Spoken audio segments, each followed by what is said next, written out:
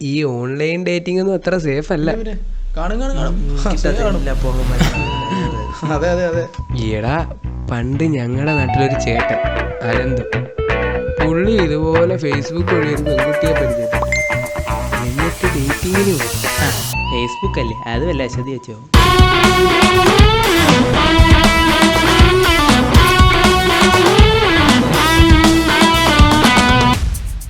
എടാ, ഈ പെമ്പിള്ളേരെ set ആക്കണമെങ്കിലേ minimum അവരോട് സംസാരിക്കാനുള്ള ഒരു ധൈര്യമെങ്കിലും വേണം. അല്ലാത്തവർക്കും സെറ്റായ ചരിത്രമുള്ളതാ. കൊണ്ടറാ, എനിക്ക് ധൈര്യമുണ്ട്.